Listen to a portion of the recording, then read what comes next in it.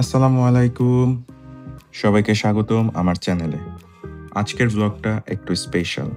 কারণ আজ আমি যাচ্ছি কাতারের দোহা থেকে একদম সান ফ্রান্সিসকো USA তে। এই জার্নিটা প্রায় 15 ঘন্টার। তাহলে চলুন শুরু করি। আমি এখন দোহার হামাদ ইন্টারন্যাশনাল এয়ারপোর্টে।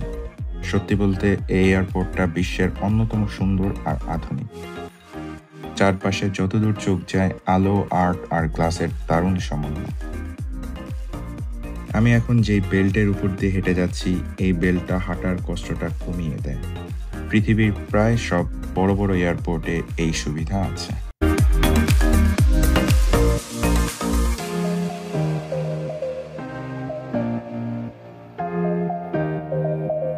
পাশাপাশি এখানে রয়েছে ন্যাচারাল কাঁচ দিয়ে পার্কের মতো জায়গা, যার ঠিক উল্টা পাশে রয়েছে সব ডিউটি ফ্রি দোকান, যেখান থেকে আপনারা কেনাকাটা করলে আপনাদের ট্যাক্স দিতে হবে না, যা খানিকটা সাশ্রয়ী।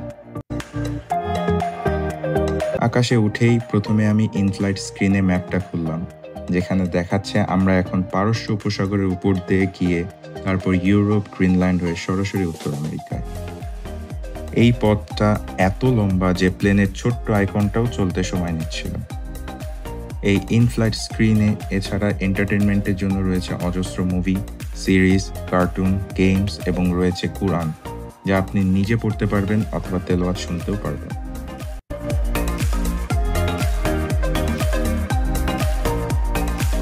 কিছুক্ষণ পরেই কেবিন ক্রু এলেন খাবার নিয়ে। আজকে মেনু থেকে আমি চুজ করেছিলাম রাইস উইথ চিকেন, সাথে ছিল একটা বান, ফ্রুটস এবং দই, আর এছাড়া ড্রিঙ্কস থেকে নিয়েছি পেপসি। খাবার শেষ করার কিছুক্ষণ পর তারা আবার বিস্কিট দিয়ে গেল। এত উপরে থাকাকালীন সময় জানলা দিয়ে তাকালে মেঘের এত মনোমুগ্ধকর দৃশ্য আপনি সবসময়ই দেখতে পাবেন।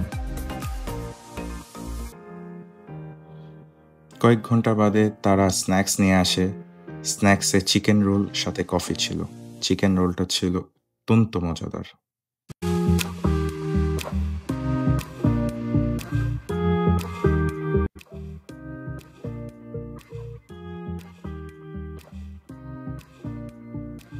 এত লম্বা ফ্লাইটে একবার ওয়াশরুমে না গেলেই না।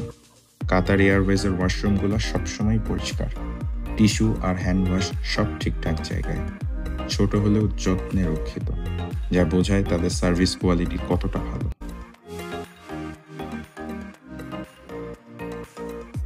ল্যান্ডিং করার আগে তারা আবার আমাদেরকে খাবার পরিবেশন করেন। এবার ছিল chicken egg with french fry, bun, fruits এবং দই সাথে পেপসি।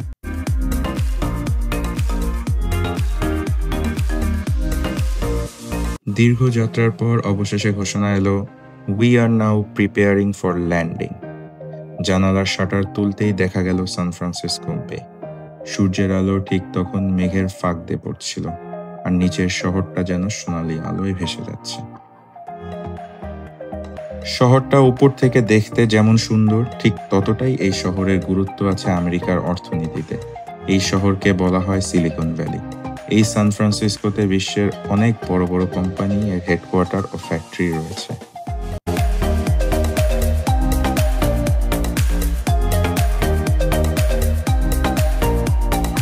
তো আজকের আমার ফ্লাইট নম্বর ছিল QR737, গন্তব্য San Francisco international airport.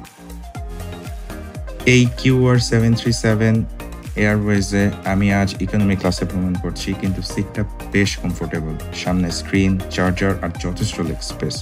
Long ফ্লাইটের জন্য একদম পারফেক্ট। তো বন্ধুরা, আর কিছুক্ষণ বাদেই আমরা ল্যান্ড করি, আর আমাদের ইমিগ্রেশনও খুব স্মুথ ছিল। ইমিগ্রেশন কমপ্লিট করে আমরা আমাদের লাগেজ নিয়ে বের হয়ে ক্যালিফোর্নিয়ার উদ্দেশ্যে রওনা হই। তাহলে এটাই ছিল আজকের ট্রাভেল ব্লগ দোহা থেকে সান ফ্রান্সিসকো কাতার এয়ারওয়েজের সাথে। পুরো যাত্রাটা ছিল স্মুথ, কমফোর্টেবল আর সত্যিই উপভোগ্য। আশা করি আপনারাও এই ভিডিওটা দেখে আমার সঙ্গে ভ্রমণের অনুভূতিটা পেয়েছেন।